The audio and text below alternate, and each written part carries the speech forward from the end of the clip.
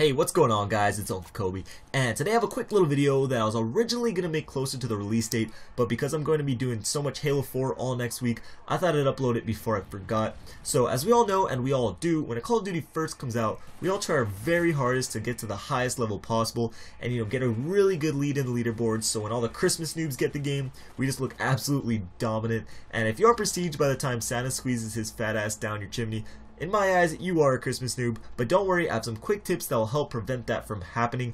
These tips are for right out of the box gameplay, things you want to know going into it before you have even played your first game. So these pro tips, as David Vonderhaar called them, were given to help you in your race to prestige. Now some of these are pretty self-explanatory and obvious, but a couple are actually quite helpful when you break them down. The first one, pre-order the game and you get a few days of double XP. That's simple, straight to the point, but extremely helpful. For me, Nuketown 2025 is enough to earn my pre-order, but a couple days of double XP is just awesome, and you have to realize the more you play those first couple days, the more double XP will help you. So yeah, if you play for an hour or two, double XP isn't that a big of a deal, but if you're going to do 72 hours straight like me, that double XP is going to just be huge, so just keep that in mind. I know most of you have lives and enjoy seeing sunlight, but if you don't, definitely take advantage of that. So the next one is prestige the weapons you have success with. Each time you rank up a weapon, you get a small level XP bonus. And I know I kind of made a video already talking about this, but I leaned more to prestiging as many weapons as you can, but this tip that Vonderhaar gave us kind of tells us otherwise.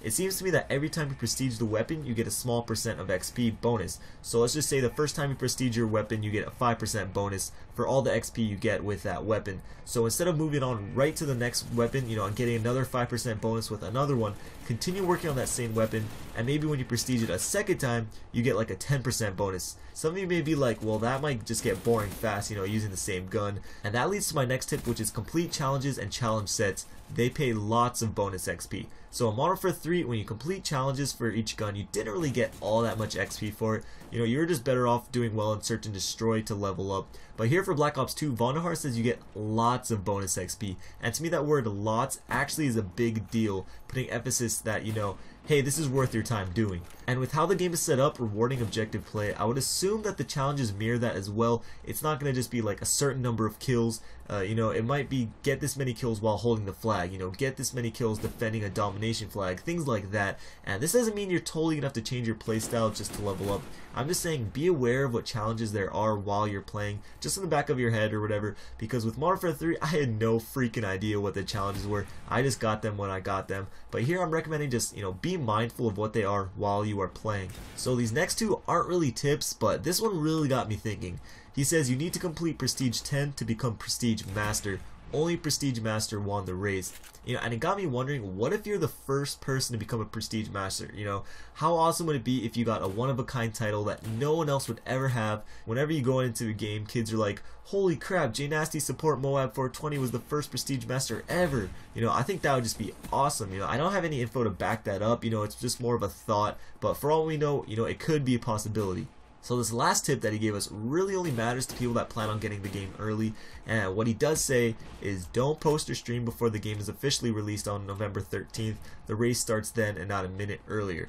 So that's obvious. You're not allowed to post gameplays until it goes public, unless you just go YOLO like me and just try to cheat the system, but I have no plans of doing that anymore. But anyways, what interesting is he doesn't mention playing the game early, because a lot of developers, they all know you're going to get games early. There's no way around it. It's going to happen.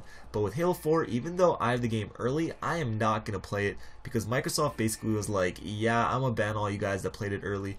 And I know majority of those were not legit copies, but still, to me, it's just not worth it. However, with Call of Duty, it's kind of just like a tradition to get the game early, and play with all the YouTubers and people that annually get games early. And Activision never seems to mind, as long as you don't post or stream, so that's good news, for those who are getting the game early. Again, I'm still not sure if I am, personally, but if I don't, Halo 4 is not going to even be a week old yet, so I'm not going to be dying for a new game. But anyways guys, I hope these tips do help you, and I do plan on making more of an in-depth video after a couple days of actually playing Black Ops 2. These were just a couple tips that came straight from Vonderhaar himself. If you enjoyed the video, please take the time to give it a like rating. I always appreciate it very much. I might also be hosting an open lobby today, which is Saturday. If I do, I'll make a video, like a lot of YouTubers do, just telling you that I am, because I don't want to force you to have to follow me on Twitter just for this, and I think it just would be more efficient. But anyways, couple videos on screen if you missed them. Till next time, this is Uncle Kobe. I'll talk to you guys later. Peace.